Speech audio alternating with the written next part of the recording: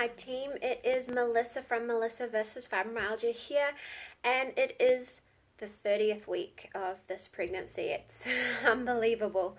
So I have been kind of feeling like never is there a time in life where 7 to 9 weeks can seem simultaneously so short and so long. It's a long time to keep having the pelvis issues and keep being heavily pregnant, but also it seems such a short amount of time before we welcome another tiny guy into our house and change up our routine. Everything has become, it gets more comfortable, I think, as your kids get a bit older. With a 4-year-old and a nearly 2-year-old, it's quite different to having tiny children, so it'll be quite an adjustment, I think. But we're getting excited to meet Bubby. It's getting more and more real, I think, as we tick closer to the time. My Ovia app, which I love and recommend, it's free in the Play Store, and presumably for those of you on iPhone and stuff.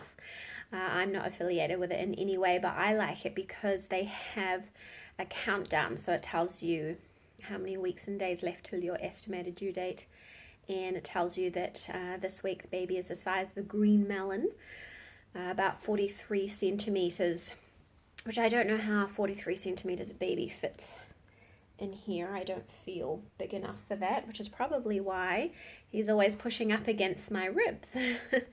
And he's also around I think it was 3 pounds or 1.5 kilograms at the moment. I could be wrong and misremembering that, but he's certainly getting bigger and packing on the pounds. And the other exciting thing that it shows you is the size of their hands. Obviously it's all approximate, but his little hand is getting much closer to the size that they say it is around when they're born, which is very exciting to watch. My son Noah has loved every week I show him what fruit or vegetable the baby is and how the hand and feet are growing according to the app.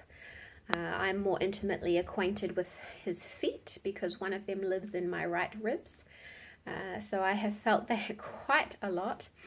I was feeling it differently, I think, a week or two ago. So I hope and think that he's turned around so he's not so posterior. So I think what I feel is the heel of his foot more often.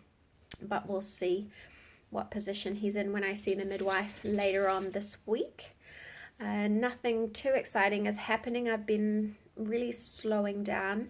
It's been the only way to manage the Braxton Hicks contractions and the pelvis pain.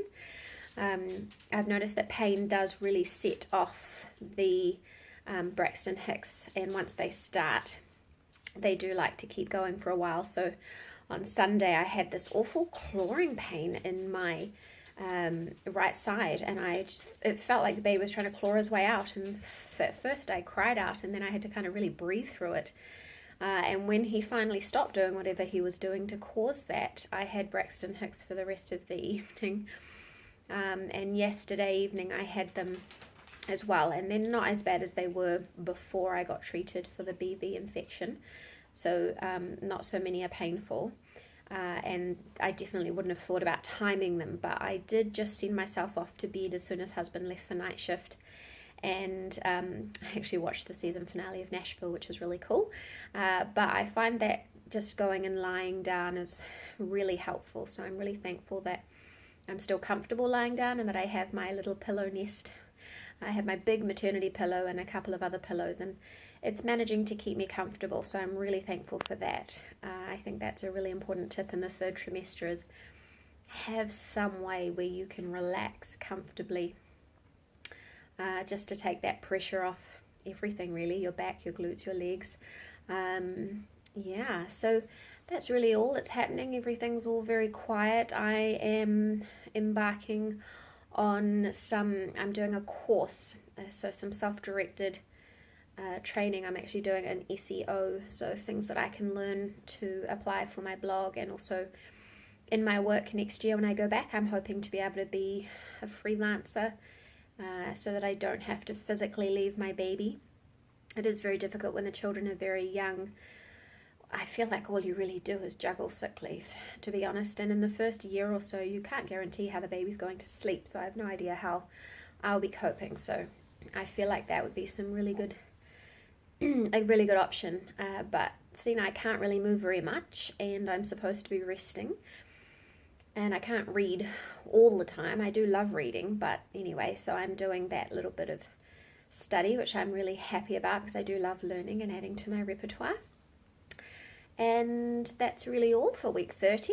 And next week is week 31. I imagine there won't be too much going on then either. Do come along and join us in the Pregnancy and Fibromyalgia Facebook group, which I will link below. Do come and have a look at melissaversusfibromyalgia.com. I have a heap of resources and blog posts there. And do check out my free Pregnancy and Fibromyalgia micro course, which I'll also link below. And don't forget to give a thumbs up if you like my videos and subscribe. And do give me a comment below if you are also pregnant with fibromyalgia. Let me know if you have any questions. Let me know if you have any tips. And I'll see you next time. Bye.